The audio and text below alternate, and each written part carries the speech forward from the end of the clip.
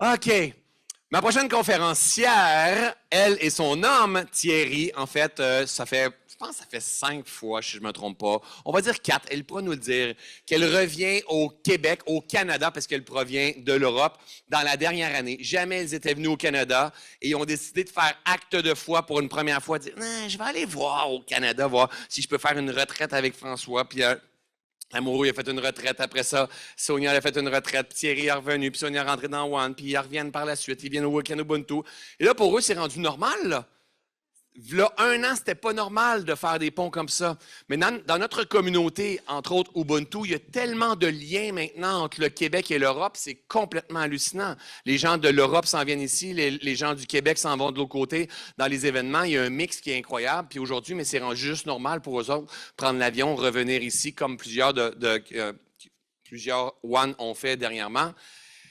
Et ma prochaine conférencière, Sonia, dans les derniers temps, a vécu son lot de challenges qui ont eu besoin de se mobiliser, elle et Thierry, ensemble pour faire bouger les choses. Ils ont décidé de se mobiliser et dernièrement, ils ont lancé un défi de méditation.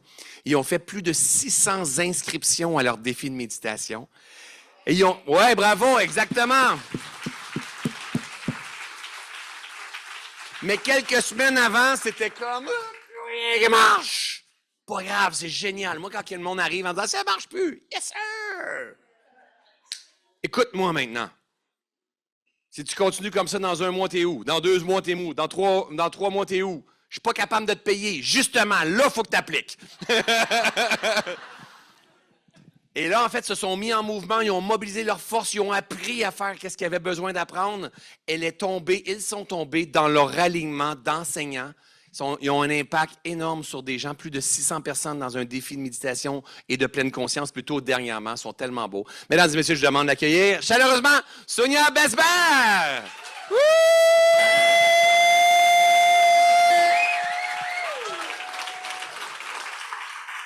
Bravo, mon ami. Enjoy.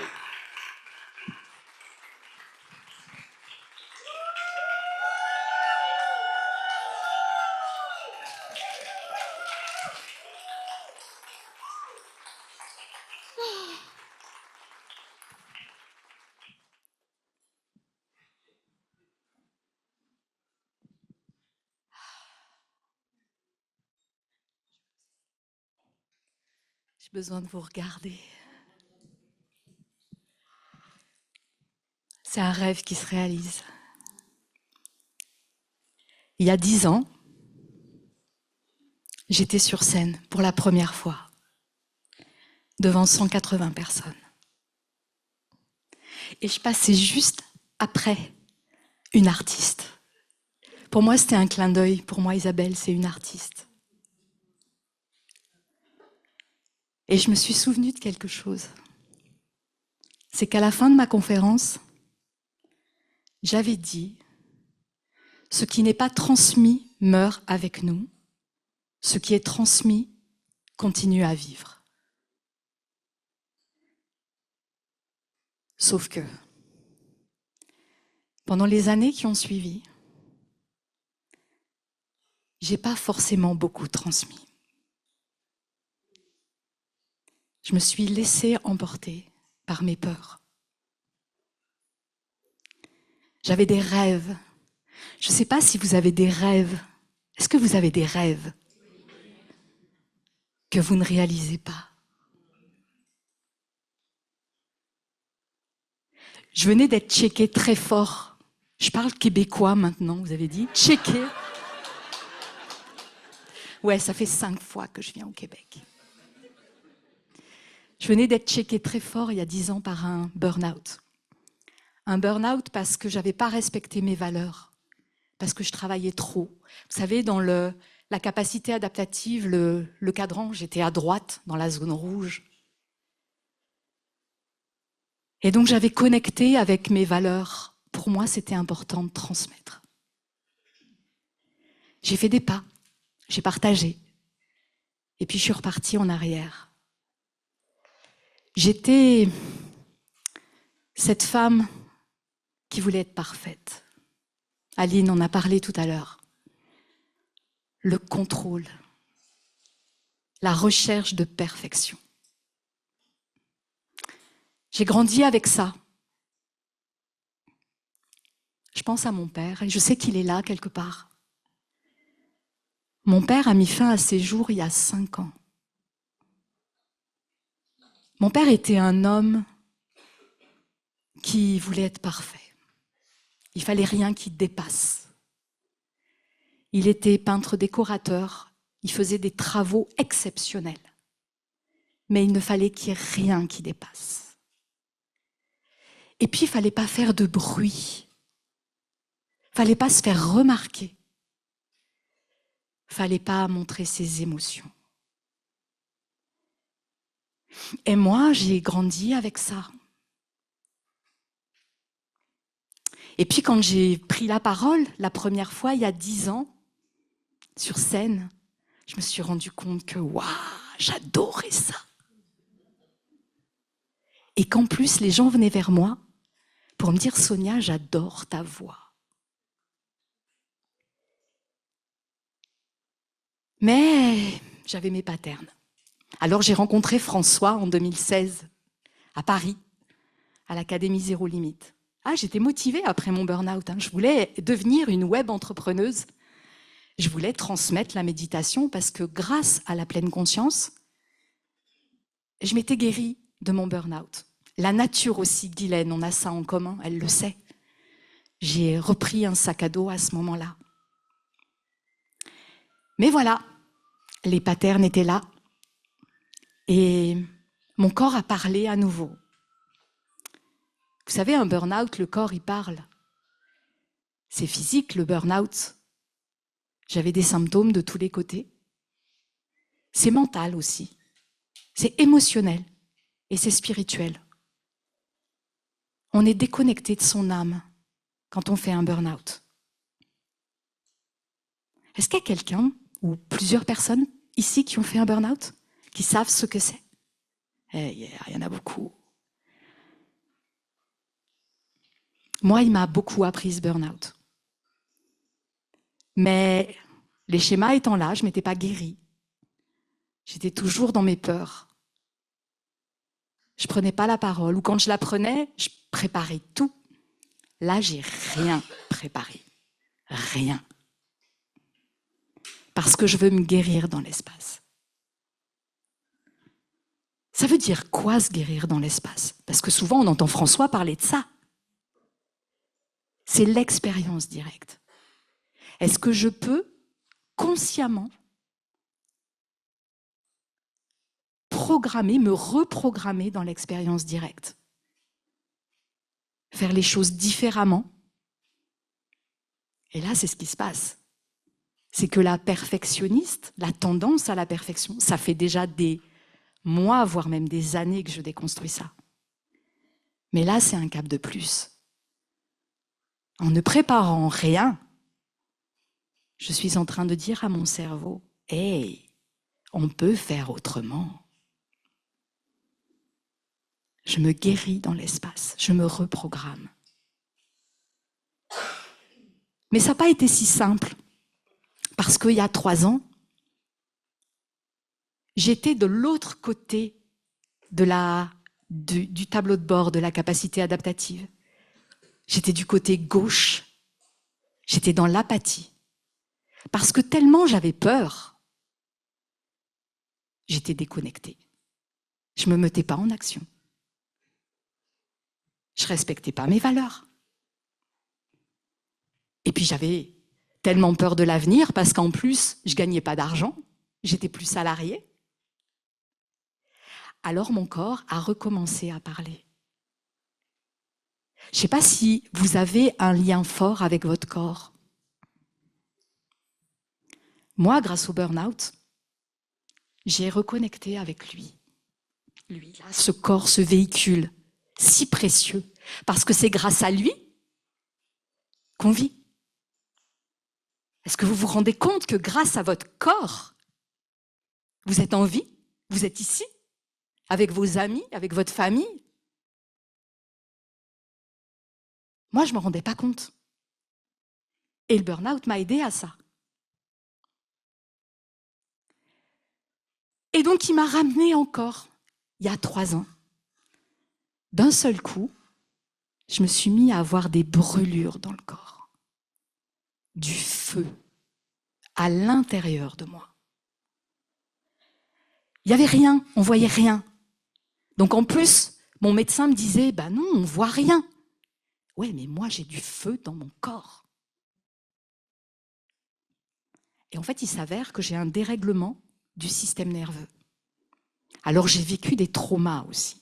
C'est-à-dire que la vie m'a un peu chahutée pour peut-être me ramener à la reconnexion, me ramener sur le chemin, celui de transmettre, celui de partager. Alors, quand j'ai eu ces douleurs neuropathiques, puisque c'est comme ça que ça s'appelle, au début, j'en voulais pas, parce que ça faisait tellement mal. Alors, je courais comme une poule sans tête pour les enlever.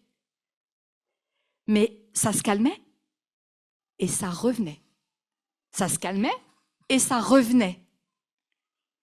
Alors, je me suis souvenue, pourtant je les connais, les enseignements de pleine conscience, accueillir.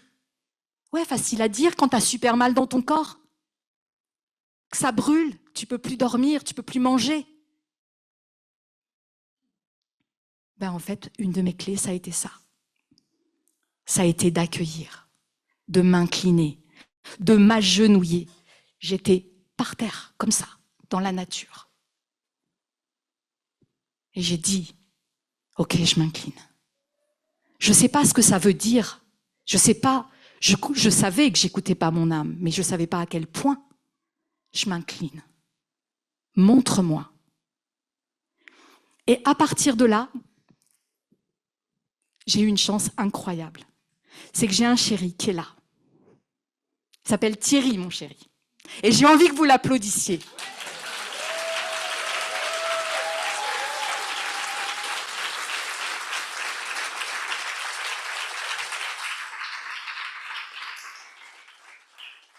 La vie a mis sur mon chemin un homme que j'ai manifesté. Je l'avais demandé. Et la vie a mis sur mon chemin un homme qui est plein d'amour, qui est généreux. Parce qu'il se trouve que comme j'écoutais pas mes valeurs, je travaillais un petit peu. Pendant plusieurs années, j'ai gagné moins de 6 000 € par an. Je ne sais pas si vous vous rendez compte, ça fait à peu près 10 000 $. En dessous du seuil de pauvreté en France. Et j'ai attiré à moi un homme qui m'a aidé financièrement et qui m'a payé ma retraite focus il y a 2 ans. Non, il n'y a même pas, il y a 1 an. 1 an et demi. Mais c'est grâce à cette retraite que j'ai commencé à me guérir. J'ai retrouvé le chemin de la paix. Parce que je ne savais plus le trouver. Quand tu es embarqué dans tes douleurs, dans ton corps, à un moment donné, tu es encore dans ton corps de souffrance et tu ne sais plus prendre de la hauteur, malgré tous les enseignements de pleine conscience.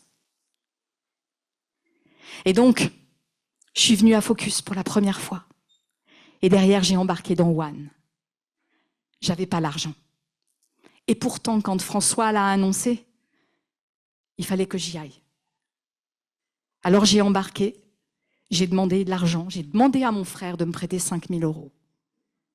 Et puis le reste, ben c'est moi qui me le suis payé. C'est pas Thierry. Je me suis bougée. Je me suis fait coacher par François. Ça a été extrêmement précieux pour moi. J'ai confronté mes peurs. Parce qu'en fait, les peurs, elles sont irrationnelles. J'avais peur de ne pas être à la hauteur, j'avais peur de ne pas d'être jugée, j'avais peur de ne pas être intéressante. Et j'avais peur de me prendre un mur. Mais en fait, j'y allais droit devant, parce que je ne bougeais pas.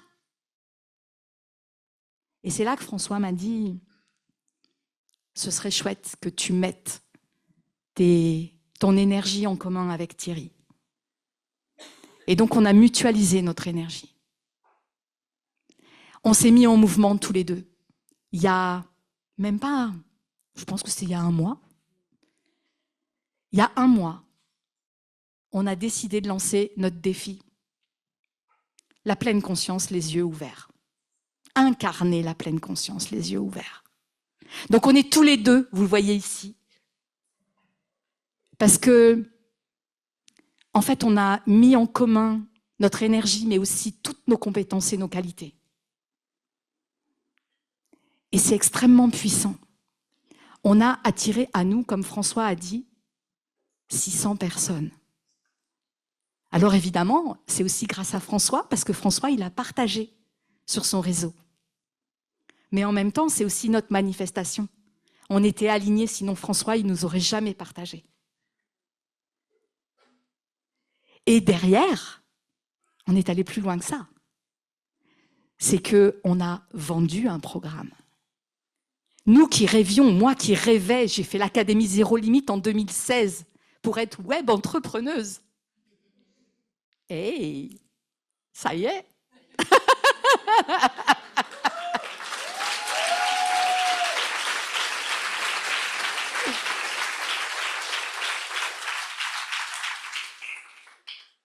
Et ça ne va pas s'arrêter là.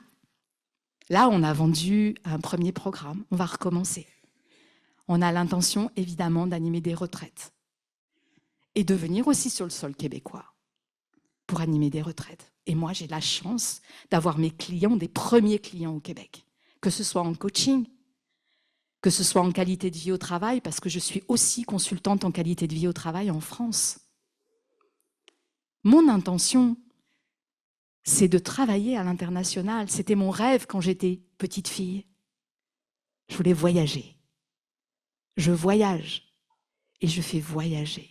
Alors je vous invite à vous connecter à votre corps, à votre cœur et à oser faire un pas vers vous. C'est le nom de notre programme. Pour mieux vous connaître, mieux vous comprendre et vous bouger pour réaliser vos rêves. Parce que c'est tellement important.